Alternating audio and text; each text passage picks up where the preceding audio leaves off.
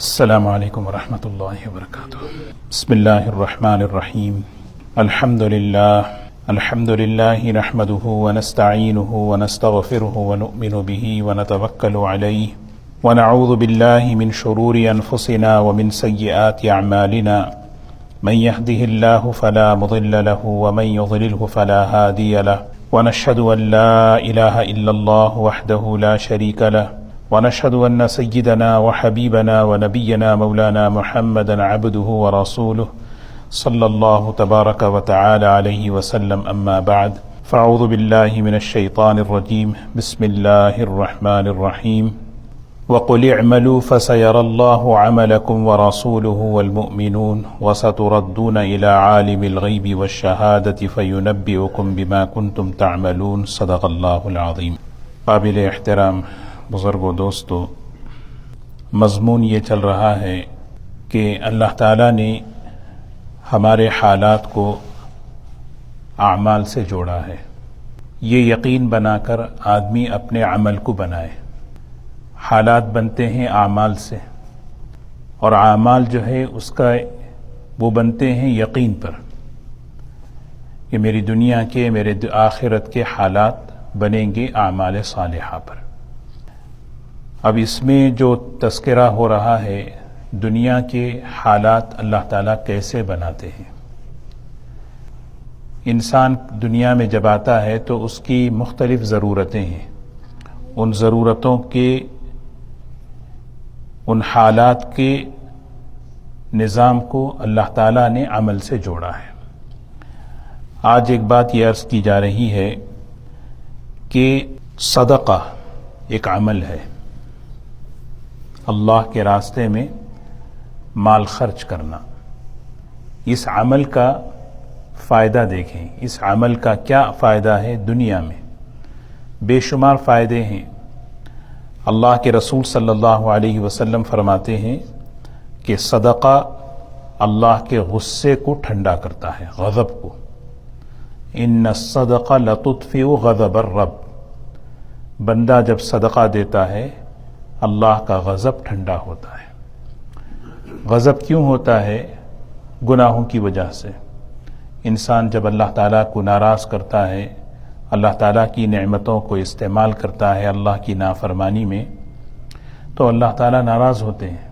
زندگی، جوانی، صحت سب کچھ میں نے دی ہے اور یہ میری نافرمانی میں استعمال کر رہا ہے، تو اس سے اللہ تعالیٰ ناراض ہوتے ہیں۔ تو اللہ کی ناراضگی سے بچنے کا ایک بڑا عمل کیا ہے؟ آدمی صدقہ دے۔ ایک حدیث میں رسول اللہ صلی اللہ علیہ وسلم نے 3 باتیں ارشاد فرمائیں۔ اس میں ایک بات آپ نے فرمائی کہ بیماروں کا علاج اپنے صدقے سے کرو۔ بیمار آدمی ہوتا ہے تو علاج کئی طریقوں سے کرتا ہے، دواؤں سے بھی کرتا ہے، غذا سے بھی کرتا ہے، پرہیز سے بھی کرتا ہے۔ تو ایک بڑا سبب یہ بتایا صدقے سے علاج کرو۔ یہ مختلف اسباب ہیں، دوائی بھی کھائیں گے، پرہیز بھی کریں گے، اور کوئی غذا ہے تو غذا بھی استعمال کریں گے، لیکن یہ سب سے بڑا، یہ جو اعمال صالحہ ہیں یہ اعظم اسباب ہیں۔ دنیا کو اللہ تعالیٰ اسباب سے جوڑا ہے۔ کوئی بھی کام یہاں ہوتا ہے سبب سے ہوتا ہے نا۔ تو سب سے بڑا مضبوط طاقتور سبب کیا ہے؟ حالات کے درست ہونے کا، ضرورتوں کے پورا ہونے کا اعمال صالحہ ہے۔ یہ یقین بنے۔ تو اللہ کے رسول صلی اللہ علیہ وسلم صدقے کی طرف متوجہ فرما رہے ہیں کہ صدقہ دینا۔ دیکھیے بات صدقے کی آئی تو ایک بات میں عرض کروں، صدقہ جو ہے اسی وقت صدقہ عمل بنتا ہے جب وہ شریعت کے مطابق ہو۔ 3 بنیادی باتیں ہیں صدقہ صحیح ہونے کے لیے، صدقے کے فائدے حاصل کرنے کے لیے 3 بنیادی باتیں۔ مال حلال ہو، اللہ کو راضی کرنے کی نیت سے ہو، اور غریب کو دیا جائے۔ نہ وقت کی کوئی تحدید ہے، نہ چیز کی کوئی تحدید ہے، اور نہ جگہ کی کوئی بھی فلاں جگہ دینا، فلاں وقت میں دینا، فلاں چیز دینا، یہ سب رواج ہیں۔ جو چیز دے رہے ہیں وہ حلال ہو، اللہ کو راضی کرنے کے لیے ہو اور غریب کو دیا جائے. یہ ہے صدقہ. اس کے علاوہ بہت سی چیزیں غلط فہمیاں امت میں پائی جاتی ہیں کہ بھئی صدقہ دینے کی بات آتی ہے تو کہتے ہیں بھئی بکرا ہی دینا ہے، مرغی ہی دینا ہے. اور اس میں یہ بہت بڑی غلط فہمی یہ ہوتی ہے جان کے بدلے جان، کہ بکرا اگر ذبح کریں گے تو ہمارے جان کا بدل ہے. جان کا بدل دو ہی وقت ہے، ایک قربانی ہے، ایک عقیقہ ہے، تیسرا کوئی چیز ہے نہیں. قربانی ہمیں جو دی گئی ہے وہ حضرت ابراہیم علیہ السلام، حضرت اسماعیل علیہ السلام کا واقعہ ذہن میں ہے کہ اللہ کی طرف سے جانور آیا، جنت کا مینڈھا، کہ بھئی بیٹے کے بجائے آپ اس کو ذبح کریں، ہم اس کو قبول کر لیں گے، گویا بیٹے کو ہم نے قبول کر لیا ہے نا. یہ ہے صرف قربانی ہے اور عقیقہ ہے. اس کے علاوہ کسی اور چیز میں ہم اسی کو صدقہ سمجھنا یہ غلط ہے، بدعت ہے. یہ ہماری جو ہے یہ جہالت ہے. بالکل کچھ بھی دے دیں، آپ غذا دے دیں، اناج دے دیں، کپڑا دے دیں، پیسہ دے دیں، کچھ بھی دیں. تو اسی لیے صدقے کا اہتمام. فرمایا حدیث پاک میں کہ صدقہ اللہ کے غصے کو ٹھنڈا کرتا ہے، غضب کو. اور دوسری چیز وَتُدْفِعُ عَنْ مِيتَةِ السُّوءِ، اللہ تعالیٰ بری موت سے اللہ حفاظت فرماتے ہیں. کتنی بڑی بات دیکھیں، کتنا بڑا فائدہ ہے. دنیا سے آخرت کی طرف منتقل ہونے کا وقت جب آتا ہے، پوری طاقت لگاتا ہے شیطان اس موقع پر کہ بے ایمان بن کر جائے. اس موقع پر سب سے بڑی بری موت کے جتنی بھی شکلیں ہیں اللہ تعالیٰ ہر ایک شکل سے ہماری حفاظت فرمائے. حضور اکرم صلی اللہ علیہ وسلم نے پناہ مانگی من الہدمی، کہ بھئی کہ کوئی آدمی اوپر سے گر کے مر جائے، ڈوب کے مر جائے، جل کے مر جائے، یا اس پر کوئی چیز گر جائے. یہ تمام جو ہے نا شکلیں ہیں. لیکن سب سے بری شکل کیا ہے؟ بغیر کلمے کی دنیا سے جائے. بری موت کی سب سے بری شکل کیا ہے؟ بغیر کلمے کی دنیا سے جائے. تو صدقہ جو ہے اللہ تبارک و تعالیٰ اس عمل کی برکت سے اللہ خاتمے کی حفاظت فرماتے. تو سوچیں کتنا. تو یہ فضیلت سننے کے بعد ہم اپنی ترتیب بنانا، اپنے اس عمل کو آسان کرنا. کیسے کریں؟ کہ روزانہ جیسے ہم نماز پڑھتے ہیں، روزانہ ہمارے معمولات ہیں، صدقے کا بھی عمل روزانہ ہمارا ہو. آدمی طے کر لے اپنی آمدنی ہے، کسی کی آمدنی ماہانہ ہے، کسی کے 2 ہفتے میں ہے، کسی کی روزانہ ہے. میں اس میں اتنا نکالوں، اس کو جو ہے میں صدقہ ایک جگہ جمع کروں اور وہ اللہ کے غریب ضرورت مند بندوں پر خرچ کرتے رہوں. اس میں کمیونٹی میں بھی، رشتہ داروں میں بھی، کہیں بھی ضرورت مند ہوتے ہیں. تو لیکن روزانہ کا عمل ہو. اب وہ کتنا ہو ہر ایک اپنی استعداد کے مطابق طے کر لیں. تو اللہ کے رسول صلی اللہ علیہ وسلم نے صدقے کے بے شمار فضائل بتائے جو دنیا میں آدمی کو فائدہ دیتے. صدقہ عمل صالح ہے. اس عمل صالح کا سب سے بڑا فائدہ حضرت نے بیان فرمایا حدیث کی روشنی میں، اللہ کا غضب ٹھنڈا ہوتا ہے، بری موت سے اللہ تعالی حفاظت فرماتے ہیں. بری موت یعنی جس میں خاری، فضیحت، خاتمہ برا ہو، اللہ ہم سب کی حفاظت فرمائے. اور اسی طرح ایک اور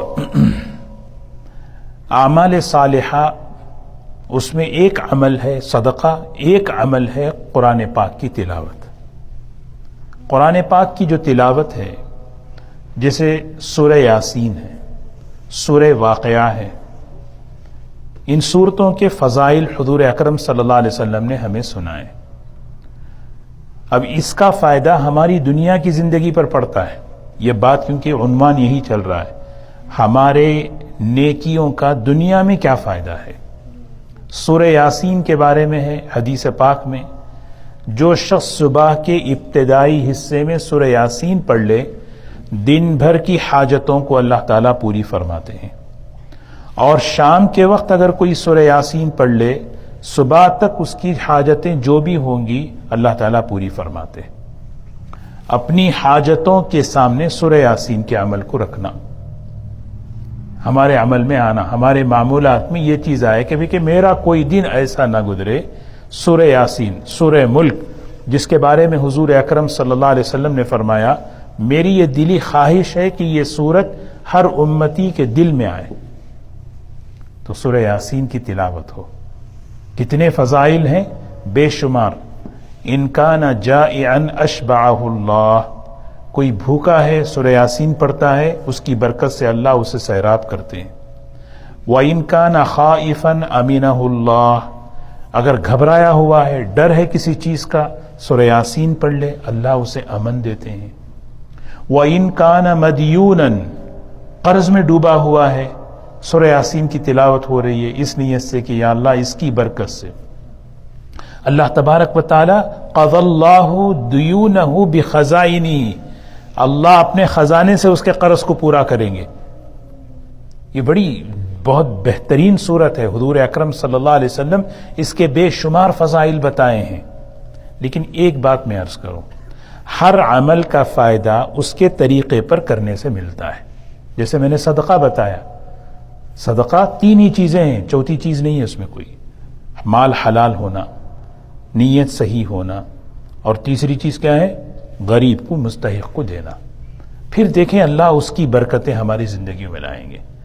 اب یہ جیسے میں نے عرض کیا سورہ یاسین، سورہ واقعہ اگلے فصل میں بیان فرمایا کہ سورہ واقعہ پڑھنے سے اللہ تعالیٰ اسے خوشحال رکھیں گے. کبھی غنا، کبھی فقر نہیں آئے گا. فقر کے معنی کیا؟ محتاجگی، کسی کا بھی محتاج. اللہ تعالیٰ اسے محتاج دنیا میں نہیں بنائیں گے کسی مخلوق کا.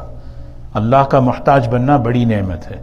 مخلوق کا محتاج بننا یہ نا یہ چیز اللہ اس کی حفاظت کریں گے. سورۃ الغنا، سورۃ الواقعہ. لیکن کیسے پڑھیں؟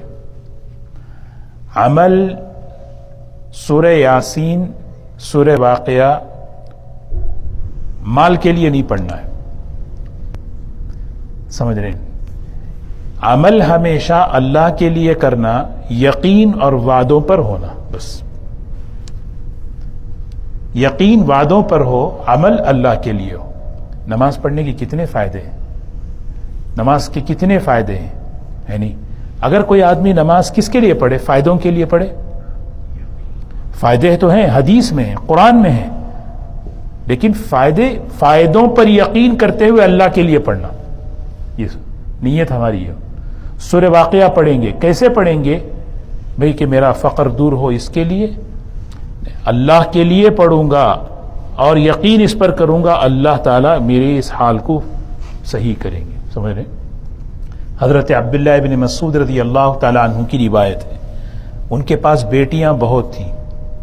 انتقال کا وقت آیا تو حضرت عثمان رضی اللہ تعالیٰ عنہ تشریف لائے.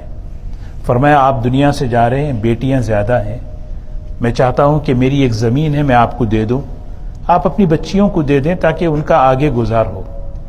تو انہوں نے فرمایا میں نے اپنی ساری بیٹیوں کو سورہ واقعہ سکھا دیا، اور میں نے رسول اللہ صلی اللہ علیہ وسلم کو یہ فرماتے ہوئے سنا کہ جو شخص سورہ واقعہ رات میں پڑھتا ہے کبھی فاقہ لم تصبہ فاقتن ابدا، کبھی اسے فاقہ نہیں پہنچ. تو ہمیں سمجھ رہے نا، اپنے بچوں کو، اپنے بچیوں کو یہ صورتیں سکھا دینا، اس کا معمول بنا دینا، ہم ان کو ذہن متوجہ کرنا. دیکھو یہ پڑھو، یہ سب مضبوط اسباب ہیں. یعنی سوچیں، یہ کون چاہتا ہے کہ بھی محتاج بنو؟ کون چاہتا ہے فقر آئے اس کے پاس، تنگدستی آئے؟ کوئی نہیں چاہتا. یہ ہماری مشترکہ ضرورت ہے. صبح ہم نکلتے ہیں، ہر آدمی اس کی تمنا لے کر نکلتا ہے میرے آج جتنے کام ہیں پورے ہو جائیں، میرے آج جتنے کام ہیں پورے ہو جائیں. کیسے ہوں گے؟ اچھا دوسری بات، جب یہ صورتیں پڑھیں ذرا سا اس کا ترجمہ ذہن میں رکھ کے پڑھنا ہے. ذرا سا اس کا ترجمہ، سورہ واقعہ ہے، اس کا ترجمہ ذہن میں رکھنا. ہاں، وظیفے جتنے ہوتے ہیں وہ وظیفے کیا ہیں؟ اصل میں اس کے ذریعے سے ایک پیغام ہمیں دیا جاتا ہے. کوئی مطلب میجک نہیں ہے، یہ پڑھو تو یہ ہو جائے گا. اصل میں اس کے ذریعے سے ہماری زندگی کو بدلنا ہے. سورہ واقعہ اصل میں اس میں 3 مضمون ہیں. قیامت کا تذکرہ ہے، اللہ کی نعمتوں کا تذکرہ ہے، اللہ تعالیٰ کی نعمتوں کا تذکرہ، قیامت کا تذکرہ، جنت اور جہنم کا تذکرہ بندہ ذرا پڑھتے پڑھتے پڑھتے روزانہ پڑھے گا، دل پر آخرت کا اثر پڑے گا، دل پر آئے گا اللہ اکبر کہ اللہ کی کتنی نعمتیں ہیں، پانی، کھانا، اللہ نے مجھے بنایا، یہ ساری نعمتیں دل میں بھئی اللہ، وہ آدمی اس مضمون کا اثر لے کر عمل درست کرے گا۔ عمل جب درست کرتا ہے تو حالات اللہ خود بخود درست کرتے ہیں۔ سورہ یاسین پڑھنا ہے، پڑھتے رہنا، تھوڑا سا اس مضمون کو، وہ پیغام اس سورہ یاسین کا کیا ہے کہ اس میں اللہ کی قدرت، اللہ کی نعمتیں، آخرت کی زندگی، نبیوں پر چلے، ان کے پیچھے چلیں گے تو کیسے فائدے ہیں، اس کو بندہ پڑھتا رہے گا، اللہ تعالیٰ اس کے دل پر اثر لائیں گے، تو پھر اللہ تبارک و تعالیٰ زندگی کو بنائیں گے۔ اور ایک بات، ہمیشہ سے یہ بات میں عرض کرتا ہوں، بعض مرتبہ سورہ یاسین آدمی پڑھتا ہے، کوئی کام ہے مثال کے طور پر جاب کا، بزنس کا، وہ کام نہیں ہوا، وہ کام نہیں ہوا، 2 رکعت صلاۃ الحاجات پڑھ کے گئے، کام نہیں ہوا، ہے نہیں، پڑھنا، عمل کرے، کام نہیں ہوا، تو کیا ہوتا ہے، شیطان جو ہے بدگمان بناتا ہے، بھئی سورہ یاسین پڑھے تو دن بھر کی حاجتیں پوری ہوتی ہیں، کام پورے ہو جاتے ہیں، میرا یہ کام نہیں ہوا۔ سورہ صلاۃ الحاجات ہم نے گزشتہ پڑھا، یہ پڑھیں گے تو حاجت پوری ہوتی ہے، میرا یہ کام نہیں ہوا۔ وہ کام ہونا نہیں ہونا یہ میرے اعتبار سے ہے، مستقبل کا علم اللہ کے پاس ہے، سورہ یاسین ہی کی برکت ہے اللہ نے کام نہیں کیا ہو، سورہ یاسین کی برکت ہے کہ وہ کام پورا نہیں ہوا۔ کیوں؟ وہ کام پورا نہیں ہونے میں ہمارا فائدہ ہے۔ کیسے ہمیں معلوم ہے کہ وہ کام ہونے میں فائدہ نہیں ہو؟ وہ اللہ ہی جانتے ہیں۔ تو اللہ تبارک و تعالیٰ یہ بات جو ہے نا ہمیں سمجھا رہے ہیں، بس ہمارا کام ہے عمل درست کرو۔ جب تمہارا تعلق عمل سے ہو جاتا ہے، اللہ تعالیٰ تمہارے دلوں میں، اسی لیے نا حالات بدلے نہ بدلیں، دل میں سکون اللہ ڈال دیتے ہیں۔ تو انشاءاللہ یہ صورتوں کا اہتمام کریں۔ اور ایک جو ہے ایمان کی برکت سے تھوڑے سے کھانے میں بڑی جو ہے برکتیں آ جاتی ہیں، ایمان کی وجہ سے اللہ تعالیٰ، اسی لیے حدیث میں آتا ہے ایمان والا جب کھاتا ہے، حدیث میں فرمایا کہ ایمان والا جب کھاتا ہے 1 آنت میں کھاتا ہے اور بے ایمان 7 آنتوں میں کھاتا ہے۔ ایمان کی برکت سے کیا ہے، طعام الواحد یکفی للاثنین وطعام الاثنین یکفی للاربع، 2 آدمیوں کا کھانا 4 کے لیے کافی ہے، 1 آدمی کا کھانا 2 کے لیے کافی۔ بسم اللہ، ایک شخص تھے کھانا کھاتے تھے، کھانا بس نہیں آتا تھا، آ کر حضور اکرم صلی اللہ علیہ وسلم سے انہوں نے عرض کیا کھانا بس نہیں آ رہا ہے گھر کے افراد کے لیے۔ تو آپ نے پہچان لیا مسئلہ کیا ہے، آپ نے ان سے فرمایا 2 کام کرو۔ ایک کام کیا کرو، ایسا لگتا ہے کہ تم جو ہے نا کھانا الگ الگ کھاتے ہیں، ہاں، شوہر الگ وقت، بیوی الگ، بچے الگ، سب الگ الگ، ہاں، جب الگ الگ کھائیں گے تو برکت نہیں ہوتی۔ فاجتمعوا علی طعامکم واذکروا اسم اللہ علیکم، اس کھانے پر اللہ کا نام لے لو اور اس کھانے کو مل کر کھاؤ، برکت اللہ دے دیں گے۔ اور ایسی برکت کہ 2 آدمی کا کھانا 4 آدمی پیٹ بھر کے کھا لیے، تو یہ ایمان کی برکتوں میں ایک برکت ہے۔ سبحان اللہ۔ ایک تو ہمیں اہتمام کرنا ہے صدقے کا، اور ایک اہتمام یہ کرنا ہے کہ ہم اپنے معمولات میں یہ صورتوں کو لائیں۔ تیسری چیز یہاں جو بیان کر رہے ہیں، دعاؤں کا اہتمام کریں۔ دعاؤں کے اہتمام سے اس کا اثر اللہ تبارک و تعالی ہماری دنیا کی زندگی پر ڈالیں گے۔ بہت سی دعائیں ایسی ہیں جو دنیا کے حالات کو بناتی ہیں۔ جیسے ایک بات فرمائی، حضور اکرم صلی اللہ علیہ وسلم نے فرمایا بعض دعاؤں کی برکت سے فکر زائل ہو جاتی ہے، فکریں ختم ہو جاتی ہیں، غم ختم ہو جاتا ہے، قرضہ ادا ہو جاتا ہے۔ ایک صحابی ہیں حضرت ابو سعید خدری رضی اللہ تعالیٰ عنہ، فرماتے ہیں کہ میں ایک شخص نبی پاک صلی اللہ علیہ وسلم کی خدمت میں آئے، بڑے غم ہیں، بڑے ہموم اور فکر ہیں، قرض ہیں، کیا کروں میں؟ تو اللہ کے رسول صلی اللہ علیہ وسلم نے 8 باتیں انہیں سکھائیں۔ سبحان اللہ، دیکھو کتنی بات، 8 باتیں، یہ 8 باتیں ہیں۔ فرمایا اس کا اہتمام کرو اس دعا کا، اللہم انی اعوذ بک من الہم والحزن، حزن کو حزن بھی پڑھ سکتے ہیں، حزن بھی پڑھ سکتے ہیں، واعوذ بک من الجبن والبخل واعوذ بک من غلبۃ الدین وقہر الرجال۔ اللہم انی اعوذ بک، اے اللہ میں تیری حفاظت میں آنا چاہتا ہوں، میں تیری پناہ میں آنا چاہتا ہوں، تو اپنی پناہ میں لے، کس چیز سے؟ من الہم، ہم کسے کہتے ہیں؟ فکر۔ ایک آدمی کو فکر لگی ہوئی ہے، کیا ہوگا کیا ہوگا، وہ ہم اور غم آدمی کو اندر سے کھا رہا ہے۔ والحزن، آگے کا ٹینشن، فیوچر کا، پتہ نہیں میرا کیا، میرے بچوں کا کیا ہوگا آگے، جاب کا کیا ہوگا، موجودہ چیزوں کو ہموم کہتے ہیں، ہموم، ٹینشن لگے ہوئے ہیں۔ اور آگے حزن، آگے کا پتہ نہیں کیا ہونے والا ہے، جاب کا کیا ہونے والا، فلاں کا کیا ہونے والا۔ اعوذ بک من الہم والحزن واعوذ بک من الجبن، عجز، عجز کہتے ہیں بزدلی کو، آدمی بزدل بن جائے۔ والکسل، سستی سے پناہ مانگتا ہوں۔ واعوذ بک من الجبن، اور میں بزدلی سے، والبخل، اور کنجوسی سے، واعوذ بک من غلبۃ الدین، قرض کے بوجھ سے پناہ مانگتا ہوں۔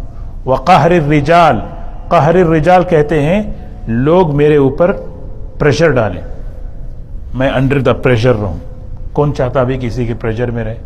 قہر الرجال، لوگوں کا قہر، لوگوں کا جو دبدبہ، بھائی اس کا بہت، دیکھیے کتنی بہترین دعا ہے۔ 8 باتیں ہیں حضور اکرم صلی اللہ علیہ وسلم نے فرمایا یہ دعا پڑھو، تو یہ اعوذ بک استعاذہ کہتے ہیں۔ استعاذہ کہتے ہیں فیوچر میں ہو سکتا ہے کوئی پریشانی آئے، جس کا خوف، جس کا غم آدمی کو ستا رہا ہو، آدمی ان دعاؤں کا اہتمام کرے، اللہ تعالیٰ اس کی حفاظت فرماتے ہے نا۔ اب 8 چیزیں اگر دیکھ لیں، ہم میں سے ہر ایک کی ضرورت ہے۔ اور اسی طرح آگے ایک اور دعا بتائی، وہ کیا ہے؟ آدمی کو ایک عجیب سا خوف رہتا ہے سحر کا، نظر کا، جادو کا، پتہ نہیں کون جادو کر دے، پتہ نہیں، کیونکہ حسد جب بڑھتا ہے تو پھر جو ہے نا سحر آتا ہے۔ سحر جو ہے نا وہ تو ایک عمل ہے جو ناپاک جنات کے ذریعے سے کرایا جاتا ہے نا، شرکی عمل کے ذریعے سے کرایا جاتا ہے۔ اس کسی بھی اس چیز کو اس کو خوش کر کے کرا دو اور اس پر مسلط کر دو تو انسان پریشان رہتا۔ لیکن ویسے کیا ہے معلوم، ہر معاملے میں سحر جادو نہیں جانا چاہیے۔ یہ تو آدمی جو ہے واقعی کوئی مستند آدمی ہے وہ پہچانے، تو پھر اس کے بعد اس کا علاج ہے۔ اللہ کے رسول صلی اللہ علیہ وسلم نے دعا بتا دی، اس دعا کو پڑھو، اللہ تعالیٰ سحر سے تمہاری حفاظت فرمائیں گے۔ موطا امام مالک کی روایت ہے، مفتی شفیع صاحب رحمۃ اللہ علیہ نے الف لام میم کی تفسیر میں یہ واقعہ بھی لکھا ہے۔ ایک بہت بڑے یہودی عالم تھے، ان کا نام تھا کعب احبار، بہت بڑے یہودی عالم، وہ اسلام قبول کر لیے۔ وہ اسلام قبول کرنے کے بعد فرماتے ہیں کہ یہ دعا میں پڑھا کرتا تھا، اور فرمایا کہ اگر یہ دعا میں نہیں پڑھتا تو یہ یہودی اپنے جادو کے زور سے مجھے گدھا بنا دیتے۔ اس روایت کو نقل کیا امام مالک رحمۃ اللہ علیہ نے۔ وہ دعا دیکھیں، کیونکہ جادو جو ہے، نظر، جادو بڑے خطرناک چیزیں ہیں، اللہ تعالیٰ سب کی حفاظت فرمائے۔ تو یہ چیز کیا دعا ہے؟ اعوذ بوجہہ العظیم، کتنی بہترین دعا، اعوذ، اے اللہ میں تیری حفاظت میں آنا چاہتا ہوں، تیری پناہ میں آنا چاہتا ہوں۔ کون؟ اللہ۔ بوجہہ العظیم، بہت ہی عظمت والی ذات، الذی لیس بشیء اعظم منہ، اس سے بڑی عظمت والی ذات دنیا میں کوئی ہو ہی نہیں سکتی۔ وبکلمات اللہ التامہ، اے اللہ میں تیری پناہ میں آنا چاہتا ہوں۔ تو کون ہے؟ تیرے پاکیزہ ناموں کی برکت سے۔ وباسماء اللہ الحسنی، تیرے خوبصورت نام، ان کے ذریعے سے تیری حفاظت میں آنا چاہتا ہوں۔ ما علمت منہا وما لم اعلم، تیرے وہ نام جس کو میں جانتا ہوں اور وہ نام جس کو میں نہیں جانتا۔ مجھے تو 99 نام یاد ہے، لیکن اللہ تعالیٰ کے بہت سے نام ہیں۔ یہ تمام چیزوں کو بولنے کے بعد کیا فرمایا جا رہا ہے؟ من شر ما خلق وذرأ وبرأ، اے اللہ میں تیری حفاظت میں آتا ہوں ہر مخلوق کے شر سے، اس کی بناوٹ سے اور اس کے پھیلنے سے۔ اے اللہ تو میری حفاظت میں، مجھے اپنی حفاظت میں لے لے۔ ویسے ہمیں یہ دعا اگر لمبی ہے تو ہمیں اہتمام سورہ فلق سورہ ناس کا اہتمام کرنا چاہیے۔ بچوں کو سکھا دیں سلام پھیرنے کے بعد فوراً آپ سورہ اخلاص، سورہ فلق، سورہ ناس، اور پھر سونے کے وقت یہ صورتیں اہتمام سے پڑھیں۔ حضور اکرم صلی اللہ علیہ وسلم پر جب جادو ہوا، یعنی بعض مرتبہ لوگ کیا کہتے ہیں، ارے حضور پہ ہی جادو ہوا، ایسا بولنے، ایسا وید بھی ہے بولنا۔ ہاں، حضور اکرم صلی اللہ علیہ وسلم پر جادو کا اثر اس لیے ہوا، بتایا جانے کے لیے آپ جادوگر نہیں، آپ نبی ہیں۔ اگر آپ جادوگر ہوتے تو آپ پر جادو کا اثر نہیں ہوتا۔ اگر آپ، کیونکہ یہ لوگ کہتے تھے یہ جادوگر ہے، نعوذ باللہ من ذالک، اگر یہ جادوگر ہوتے تو ان پہ جادو کا اثر کیوں ہوتا؟ یہ نبی ہیں، ہے نا؟ تو بعض لوگ جادو کو ثابت کرنے، حضور صلی اللہ علیہ وسلم پہ ہوا، ہم کیا نہیں۔ لیکن جب ہوا تو پھر آپ تقریباً اتنا خطرناک اللہ حفاظت فرمائے 6 مہینے تک، کیونکہ حضور اکرم صلی اللہ علیہ وسلم پر جب بخار آتا آپ نے صاف فرمایا مجھے بخار ایسے آتا ہے جیسے تم لوگوں کو جتنا تم لوگوں کو آتا ہے اس کا ڈبل بخار مجھے آتا ہے۔ بخاری شریف میں اس کی روایت ہے۔ ایسے نہیں کہ حضور صلی اللہ علیہ وسلم، یعنی یہ کیوں؟ اس لیے کہ آپ انسان ہیں، آپ اب بشر ہیں۔ فرشتوں کو بخار آتا، فرشتوں کو ٹھنڈ بھی نہیں لگتی۔ تو انبیاء علیہ الصلوۃ والسلام افضل البشر ہیں۔ سارے پتھر ایک جیسے نہیں ہیں۔ ڈائمنڈ کی قیمت کیسی ہوتی ہے نا؟ وہ بھی پتھر، یہ بھی پتھر بولے تو سارے انسان، سب انسان ہیں، انبیاء بھی انسان ہیں، ایسا نہیں ہے۔ انسان بشر ہونے کے اعتبار سے سب برابر ہیں، لیکن پتھر جیسے اونچ نیچ افضل ہوتے ہیں، اس طرح انبیاء علیہ السلام بہت اونچے مقام پر ہیں بشریت کے۔ تو میں عرض یہ کر رہا تھا کہ حضور صلی اللہ علیہ وسلم کو یہ 2 صورتیں جبرائیل علیہ السلام لے کر آئے، سورہ فلق، سورہ ناس، پڑھتے گئے، گرا کھولتے گئے، جادو کی کیفیت اترتی گئی۔ تو ہمیں یہ چیز اہتمام سے پڑھ لینا، سورہ فلق، سورہ ناس۔ اللہ کے رسول صلی اللہ علیہ وسلم پڑھ کر ہاتھوں پر اس کو پھونک مار کے، پھونک مارنے کا بھی طریقہ جو ہے نا، دیکھیے نا، صدقے کا طریقہ، عمل کا طریقہ، پھونک مارنے کا بھی طریقہ ہے۔ پھونک مار دینا، وہ ہم صحیح طریقے سے پھونک نہیں مارتے جس کی وجہ سے پھونک کا اثر بھی نہیں ہوتا، ایسا نہیں ہے۔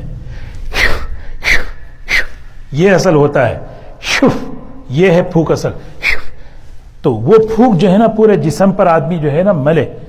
حضرت عائشہ رضی اللہ تعالی عنہا، بخاری شریف میں ہے، جس وقت حضور صلی اللہ علیہ وسلم کے آخری اوقات تھے، آپ کے بدن مبارک پر کمزوری آ گئی تھی، خود حضرت عائشہ رضی اللہ عنہ نے پڑھا سورہ فلق، سورہ ناس، اور حضور صلی اللہ علیہ وسلم کے ہاتھوں پر اس کو پھونکا۔ یہ اتنا اہتمام سے کبھی زندگی میں نہیں چھوڑا، یہ بتانے کے لیے۔ ہم خود سوچے ہم کتنا کرتے ہیں یہ کام۔ یہ سب حفاظت کے بڑے طاقتور اسباب ہیں۔ بس بستر پہ لیٹے لیٹے آدمی پڑھ کے جو ہے نا پھونک مار لے اور بدن پر جتنا ہو سکتا ہے پھیر کے سو جائے، اللہ کی حفاظت میں آ گئے۔ تو یہاں آخری بات یہی بتائی جا رہی ہے کہ یہ اعمال صالحہ کے دنیا میں فائدے کیا ہیں؟ دعا کا فائدہ کہ آدمی جو ہے ان تمام چیزوں سے حفاظت، سحر سے، جادو سے، نظر سے۔ تو مسنون دعاؤں کا اہتمام کرنا، تلاوت کا اہتمام کرنا، اس کے فائدے ہیں۔ آخری میں حضرت نے ایک بات لکھی ہے، اس کو پڑھ کر اپنی بات ختم کروں۔ اسی طرح نیکیوں میں اور بھی بے شمار فوائد اور منافع ہیں جو قرآن اور حدیث میں غور کرنے سے سمجھ میں آتے ہیں، اور ہم اپنی کھلی آنکھوں سے دیکھتے ہیں کہ جو لوگ اللہ تعالیٰ کے اور اللہ کے رسول صلی اللہ علیہ وسلم کے فرما بردار ہیں، ان کی زندگی، دنیا کی زندگی ایسی مزیدار، ایسی حلاوت کے ساتھ گزرتی ہے کہ ہم جو ہے اس کی نظیر، اس کی مثال نہیں ملتی. کیوں؟ اس لیے کہ نمازوں کا اہتمام ہے، تلاوت کا اہتمام ہے، مسنون دعاؤں کا اہتمام ہے نا، سب چیزوں کا اہتمام ہے، صدقے کا بھی اہتمام ہے. اگر اللہ اس کا مطلب یہ نہیں کہ سب کچھ فٹ ہے، کچھ بھی یعنی دین پر چلنے والوں پر کوئی حالات نہیں آتے، ایسا نہیں ہے. حالات اگر آ بھی جائیں کسی وجہ سے، دل اطمینان رہتا ہے کہ اللہ ہمارے ساتھ ہے. یہ اصل چیز ہے. ورنہ تو نبیوں پر سب سے زیادہ حالات آئے، ہاں، اور جو جتنا دین سے قریب ہوتا ہے اس پر حالات اتنے ہی آتے ہیں، لیکن دل اندر سے کیا ہوتا ہے؟ مطمئن رہتا ہے. یہ اصل نعمت ہے. ورنہ سب کچھ جو ہے نا ٹاپ چیزیں، لگژری ہے، دل پریشان ہے تو کیا فائدہ بولے؟ یعنی سب چیزیں اچھی ہیں لیکن دل اندر سے پریشان ہے. یہ کوئی زندگی ہے؟ زندگی اصل یہ ہے کہ دل اطمینان ہو. یہ ہے ایمان کی.